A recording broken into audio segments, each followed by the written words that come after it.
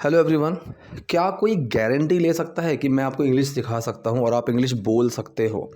मैं ले सकता हूँ, लेकिन इस चीज़ के लिए बस एक मेरी कंडीशन है कि डेली आधा घंटा प्रैक्टिस करनी है। और मैं इस चीज़ की गारंटी ले सकता हूँ कि आप इंग्लिश बोलोगे, अच्छी बोलोगे। मेरे पास वो बच्चे हैं जो एकदम एडवांस लेवल पर अभी चल रहे हैं। वो advanced vocabulary, phrases, phrasal verbs का यूज़ करते हैं वाइल स्पीकिंग। वो बुक्स को पढ़ लेते हैं बहुत आराम से, ठीक है। वो इंग्लिश की सारी कॉन्वर्सेशन समझ सकते हैं, बोल सकते हैं। तो आप भी वो चीज़ कर सकते हो, लेकिन उस चीज़ के लिए बस मेरी सिंपल सी कंडीशन है, डेली 20 मिनट्स प्रैक्टिस करनी होगी, ठीक है। इसके दोनों तरीके हैं। सबसे अच्छा तरीका ये है, आप जो मेरी डेली क्लासेस है वो ज्वाइन कर सकते हो, ऊपर नंबर है। प्लस अगर उसी के साथ साथ मैंने एक कोर्स लॉन्च किया है जिसमें डेली अभी मैं वीडियोस अपलोड करे जा रहा हूँ। 50 में ऑलरेडी कर चुका हूँ। जो क्लास वाइज चल रही है, प्रैक्टिस सीरीज़ वहाँ पर अपलोडेड है। आप उस कोर्स को लेकर रख लो। वो कोर्स आपको मंथली 150 रुपीज़ का पड़ेगा। पूरे साल का कोर्स लॉन्च करा है मैंने 2000 रुपये में, ठीक है। आप उसको ले सकते हो, side by side class join कर सकते हो। दोनों चीज़ों पर रहो और फिर देखो रिजल्ट कैसा आएगा। ये मेरा खुद का नंबर है जो ऊपर है, ये मेरी टीम का नंबर नहीं है। कोई यूट्यूबर मुझे नहीं लगता कि अपना सीधा नंबर दे देगा, जिसके डेली 1000-2000 तो वीडियोस पर व्यूज़ हैं। ऑन एन एवरेज मेरी वीडियोस पर बहुत अच्छे व्यूज़ आ जाते हैं।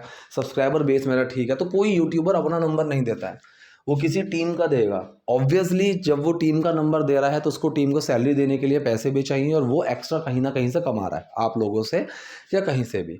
मैं पूरे दिन क्लास लेता हूँ, इसीलिए इतनी रीज़नेबल प्राइसेस दे पाता हूँ आप लोगों को, ठीक है। तो अगर आप मुझसे जुड़ते हो, क्लासेस में आते हो, समझते हो, मेरे को हर बच्चे की प्रॉब्लम पता है, हर बच्चे को सॉल्यूशन दिया है, हर बच्चे का नाम मुझे याद है, वो बच्चा कहाँ अटकता है, क्या उसको पता है, हर चीज़ मुझे याद है। तो हर इंसान को ऐसी फीलिंग देता हूँ मैं कि भाई ये इंसान का मेरी तरफ पूरी तरह से फोकस है। ऐसा नहीं है कि 70-80 बच्चे एक क्लास में बैठा दिए, कुछ पता ही नहीं है, अपना करे और चले गए। That is not the best practice actually, ठीक है। तो अगर आपको क्लास ज्वाइन करनी है, ऊपर नंबर है, कनेक्ट कर सकते हो। डिस्क्रिप्शन बॉक्स में या फिर कमेंट सेक्शन में कोर्स की लिंक पिन कर दूंगा, उसको डाउनलोड कर सकते हो। बाकी आपकी कॉल है, घूमते रहो या सीख लो, ठीक है। तो चलिए वीडियो शुरू कर। देखिए पहला सेंटेंस लिखा हुआ है, वो भी तुम्हारी तरह फंस गई है, ठीक है। यहाँ पर शी हैज स्टक ये नहीं लगा सकते हैं, she stuck.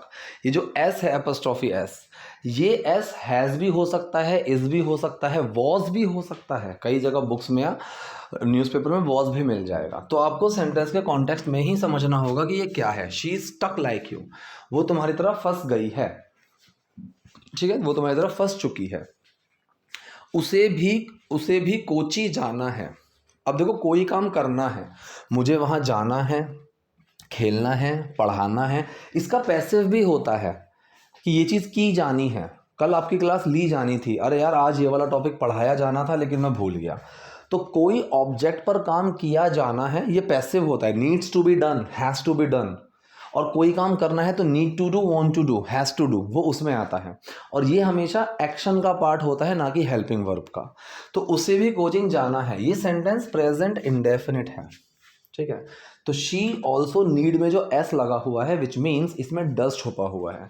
She also needs to go to Kochi, उसको भी कोची जाना है। She also needs to go to Kochi. लेकिन इस तरह कार कौन रोकता है? अब ये कह रहा, लेकिन इस तरह से गाड़ी को कौन रोकता है? अब वो लेडी जो थी वो एकदम से गाड़ी के आगे सामने आकर खड़ी हो गई। तो ये उस सेंस में बोल रहा है कि भाई इस तरह से गाड़ी को कौन रोकता है, ठीक है। क्या ये सवाल है? क्या ये एक्चुअल में सवाल पूछ रहा है कि इसका जवाब दो, कौन रोकता है? नहीं, ये एक अपनी एक बात बोल रहा है। तो यहाँ पर जो हु है, कौन रोकता है, ये हु सवाल के सेंस में नहीं आएगा। अगर मैं सवाल पूछूं कि भाई तुम्हें कौन मारता है, ठीक है, तो एक सेंस अलग है। लेकिन यहाँ पर मुझे पता है कि तुम्हें कौन मारता है, ये सेंटेंस बनेगा एक ही तरह से, बिल्कुल सेम तरह से। क्योंकि अगर मैं मान लो डज को बाहर निकाल लूँ, तो who does beat you, does के तुरंत बाद एक्शन आ रहा है तो वो वैसे भी छुपेगा, हु बीट्स यू ही बनेगा। जैसे आपने सुना होगा हु किल्ड जैसिका, ठीक है। तो हु डिड किल नहीं आता है, तो डू, डज और डिड, ये तीन हेल्पिंग वर्ब ऐसी होती हैं जिनके तुरंत बाद अगर कोई एक्शन है तो इसमें छुप जाती हैं। तो जैसे यहाँ पर पूछूं हु डज स्टॉप, ऐसे गाड़ी कौन रोकता है, तो डज स्टॉप में वैसे भी छुपेगा और वो उसको स्टॉप्स बनाएगा ही बनाएगा। So who stops a car like this, ऐसे गाड़ी कौन रोकता है। WH वर्ड इतना छोटा टॉपिक है नहीं जितना लगता है। 10 बार हम इस चीज़ को क्लास में डिस्कस कर चुके हैं। WH वर्ड्स अपने अंदर एक अलग टॉपिक है और एक दिन का ही टॉपिक है। I think we covered in only a day. और आप इसको आराम से समझो, इसको अच्छे से एलेबोरेट किया हुआ है मैंने क्लासेस में, तो आपको ये WH वाला वर्ड पता होना चाहिए। तुम्हें वो कील नहीं हटानी चाहिए थी। कोई काम मुझे करना है, ठीक है, करना चाहिए, सॉरी, आई शुड डू, चाहे वो प्रेजेंट हो या फ्यूचर हो। लेकिन जब शुड का पास्ट होता है, तुम्हें ऐसा नहीं करना चाहिए था, तो वहाँ पर should have plus third form आ जाती है। And this goes with maximum modals. For example may, might, must, would. तो ये जो होते हैं ये प्रेजेंट या फ्यूचर को दिखाते हैं। अगर पास्ट को दिखाना हो तो वो may have, might have, could have, would have उसमें चला जाएगा। Same goes with should. Models में पढ़ाया था ये चीज़ मैंने। तो यू शुडंट हैव रिमूव्ड, तुम्हें रिमूव नहीं करनी चाहिए थी, ठीक है। दैट नेल, नेल का मतलब कील, ठीक है। तो इस लड़के ने एक पेड़ में से कील निकाल दी एंड इट इज सेड, ऐसा कहा जाता है कि वहाँ एक आत्मा रहती है, ठीक है। चलो नेक्स्ट, ये कह रहा है पता नहीं अब क्या होगा। पता नहीं अब क्या होगा, ठीक है। सो पता नहीं मतलब don't know, don't know, I don't no अब क्या होगा, ठीक है। So what will happen now, ठीक। तो होने के लिए अगर आपके पास एक्शन है तो वहाँ हैपन का यूज़ करेंगे। क्या हो रहा है, व्हाट्स हैपनिंग, ठीक। अगर मैं नॉर्मली बोलूँ क्या चल रहा है, तो वहाँ पर गो ऑन का यूज़ आ जाता है, व्हाट्स गोइंग ऑन, ठीक है। चलिए, यहाँ एक बाइक सवार का शव मिला था। मिला था, ये सेंटेंस कैसे बनाओगे, एक शव मिला था, ठीक है। तो सेंटेंस को पैसिव में बनाना पड़ेगा कि एक शव पाया गया था, ठीक है। अगर मिला था तो वहां पर वैसे भी फाइंड की थर्ड फॉर्म आएगी फाउंड, ठीक है। तो ये पैसिव में बनाया है। A biker's dead body was found here, यहां पर पाई गई थी, ठीक है। इंटेंशनली उसको खोजा नहीं गया था, लेकिन यहां पर वो पाई गई थी, इट वॉज फाउंड हेयर, ठीक है। ये नॉर्मल पैसिव में नहीं जा रहा है अगर आप ध्यान से देखो तो, ठीक है। उसको इंटेंशनली किसी के द्वारा ढूंढा नहीं गया था, वो मिली थी, पाई गई थी, इसीलिए फाइंड की थर्ड फॉर्म आई यहाँ पर found. So a biker's dead body was found here, उसको यहाँ पर ढूंढा गया था, मतलब वो मिली थी यहाँ पर। पोस्टमार्टम रिपोर्ट में कहा गया है कि यह अधिक खून बहने के कारण हुआ है, ठीक है। सो पोस्टमार्टम रिपोर्ट में कहा गया है, ठीक है। So it has been said in postmortem report, ठीक है, या फिर it is said in postmortem report, या फिर यहाँ पर जो सेंटेंस है कि पोस्टमार्टम रिपोर्ट कहती है, क्या कहती है। So the postmortem report says, इसकी प्रोनाउंसिएशन पर ध्यान रखना, सेज नहीं होता है, बहुत से लोग सेज बोलते हैं, सेज नहीं है, this is says.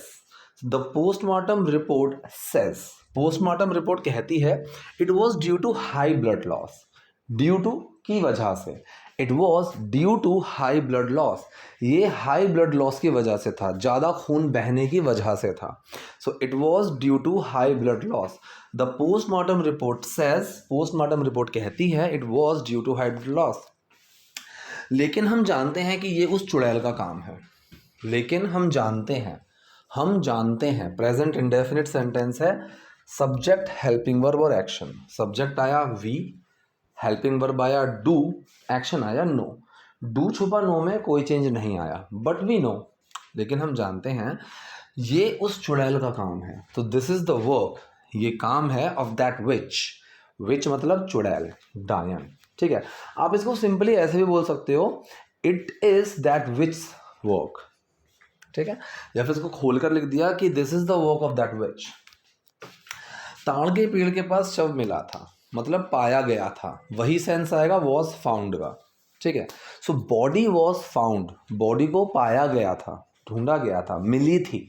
The body was found near the palm tree, palm tree मतलब ताड़ का पेड़, जो बड़े बड़े से पेड़ होते हैं ना, पाम ट्री उनको बोलते हैं। So body was found near the palm tree, कि बॉडी उस पाम ट्री के पास पाई गई थी, वो अपना रूप बदल सकती है।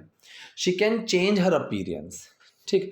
देखो कैन, कुड और मे, इन तीनों में फ़र्क समझो। यहाँ पर एक बहुत कॉमन गलती करते हैं बच्चे, बहुत ज़्यादा। तो उसका एक्चुअल में मतलब समझो और उसको समझो कि सही कैसे करना है। वो अपना रूप बदल सकती है, ठीक है। अगर एबिलिटी है तो कैन आएगा, शी कैन चेंज। अगर वो एबिलिटी बता रहा हूँ तो यहाँ पर ऑब्वियसली एबिलिटी की बात चल रही है, ठीक है।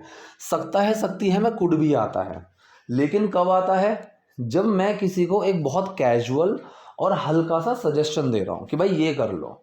मैंने कहा तुम एक काम करो, तुम ना क्लासेस ज्वाइन कर लो मेरी, अगर इंग्लिश सीखनी है तो मैं आपको एक हल्का फुल्का सजेशन दे रहा हूँ, so you could join my classes if you want, ठीक है। मैं अगर यहाँ पर कैन बोलूँ, you can join my class, तो मैं आपको एबिलिटी के बारे में बता रहा हूँ। जैसे मैं कहूँ यू कैन डिफीट हिम, तुम उसको हरा सकते हो। Why do you underestimate your self, तुम उसको हरा सकते हो, ठीक है। तो यहाँ पर एक कैन का यूज़ सेंसेबल लग रहा है, लेकिन मैं कहूँ you can join my classes, यहाँ कैन का यूज़ ज़्यादा सेंसेबल नहीं लग रहा है, क्योंकि यहाँ पर मैं आपको एबिलिटी नहीं बता रहा हूँ, मैं आपको एक सजेशन दे रहा हूँ। इसीलिए मैं बार बार बोलता हूँ कि सजेशन के टाइम पर आप कुड का यूज़ किया करो, ठीक है। तो you could join my classes. अगर मैं यहाँ पर मे लगा दूँ, you may join my class, यहाँ पर मैं आपको परमिशन दे रहा हूँ। जैसे मान लो आपने कहा सर मुझे क्लास ज्वाइन करनी है, और मैं आपको एंट्री नहीं दे रहा कि नहीं भाई मुझे ना तुम पसंद नहीं हो, या फिर तुमने कोई पहले कोई मिस्चीवियस एक्टिविटी करी और उसकी वजह से I don't want you to in my class, ठीक है। और अब मैं चलो कह रहा हूँ कि ठीक है चलो यार तुम एडमिशन ले सकते हो, if you insist so much, so now you may take my classes, ठीक है। तो you could take my class, you can take my class, you may take my class, इसमें कैन का सेंस ही नहीं है, ठीक है। अबिलिटी यहाँ पर सेंस नहीं बनती है, सजेशन बनती है, परमिशन बनती है। कैन अबिलिटी को दिखाता है। तो यहाँ पर जो ये बात कर रहा है, ये एक एबिलिटी के बारे में बात कर रहा है कि she can change her appearance, वो अपना रूप बदल सकती है, राइट। अब इसने पीछे से कहा कि वो अपना रूप नहीं बदल सकती, she can't change her appearance. तो यहाँ पर नेगेटिव सेंटेंस भी जो बना, नेगेटिव भी उसी सेंस में बना कि उसकी स्ट्रेंथ के बारे में, उसकी ताकत के बारे में, उसकी एबिलिटी के बारे में बात हो रही है। अब इसने कहा कि तुम्हें इंग्लिश बोलनी आती है, ठीक है, so do you know how to speak English. ये तो इसमें तो कुछ है ही नहीं, क्या तुम जानती हो, डू यू नो इंग्लिश को कैसे बोलते हैं। तो जब भी हम ऐसे बोलते हैं ना मुझे ये करना आता है, so I know how to do it, ठीक है। मुझे डांस करना आता है, I know how to dance. मुझे डांस करना नहीं आता, I don't know how to dance यार, ठीक है। इस तरीके से बोलते हैं। मुझे इंग्लिश पढ़ाना आता है, I know how to teach, right. तो तुम्हें इंग्लिश बोलनी आती है, do you know how to speak English, ठीक है। अच्छा, हाउ टू से याद आता मेरे को, कैसे कहूँ, कहाँ जाऊँ, क्या करूँ, क्यों करूँ, कैसे पूछूँ, इस तरह के सवाल को हम कैसे कह सकते हैं। इसमें 4 तरीके होते हैं। एक, आप कैन का यूज़ करो। दूसरा, आप शुड का यूज़ करो। तीसरा, आप डू लगा दो, ठीक है। चौथा, आप टू लगा दो, TO। कैसे? जैसे एक चीज़ ये है कि कैसे पूछूं। मैंने कहा कैसे पूछूं, how can I ask, can का यूज़ आ गया। How should I ask, should का यूज़ आ गया। हाउ डू आई आस्क, तो डू के बाद सब्जेक्ट लगाओ। How do he do this, कैसे करेगा वो ये चीज़, ऐसे ये भी आता है। सो हाउ डू आई से, यार कैसे कहूँ। और चौथा, टू का यूज़ करो, हाउ टू से, कैसे कही जाए ये बात। तो क्या तुम्हें इंग्लिश बोलनी आती है, do you know how to speak English. तुम्हारी तरह मैंने इस आदमी को भी लिफ्ट दी है, ठीक है।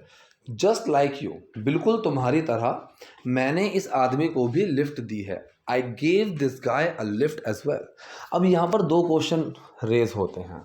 एक तो क्वेश्चन ये होता है कि सेंटेंस में ये आना चाहिए I have given, I gave नहीं आना चाहिए। लेकिन प्रेजेंट परफेक्ट और पास्ट इंडेफिनिट में ये अदला बदली बहुत चलती है, ठीक है। कायदे में अगर देखा जाए, टू बी वेरी प्रिसाइज, कि इस सेंटेंस में helping verb has have he आनी चाहिए थी कि दी है। लेकिन अगर ऐसे सेंटेंस में कोई पास्ट इंडेफिनिट बोल देता है तो don't start arguing to that guy, argue मत करने लग जाना, क्योंकि ये चीज़ें बहुत चलती हैं। There is no issue with that, ठीक है। तो तुम जस्ट लाइक यू, बिल्कुल तुम्हारी तरह, I gave this guy a lift as well. अब ये जो एज वेल है ये सेंटेंस के जनरली लास्ट में ही लगता है। अब इसमें ये सेंस भी बन रहा है कि मैंने इस आदमी को लिफ्ट भी दी, लिफ्ट एज वेल। लेकिन ऐसी कोई कन्फ्यूजन क्रिएट नहीं करनी है, क्योंकि वो एक ऑब्वियस सी बात है कि भी किस में होगा, तो एज वेल लगना लास्ट में ही है, लेकिन भी आप अपने हिसाब से लगाओगे बात के कॉन्टेक्स्ट में कि यहाँ पर जो भी लग रहा है वो किस में लगा होना चाहिए। ठीक है, लिफ्ट भी दी थी, या इस आदमी को भी मैंने लिफ्ट दी थी, किस सेंस में होना चाहिए वो चीज़ आपको पता होनी चाहिए। चलिए, so that's all for today's class. I hope things will be things must have been very useful to you guys. If anything is there, I could help you with that. So do let me in the comment section. Video पसंद है like कीजिए, नए हैं like subscribe दोनों कीजिए। Thank you.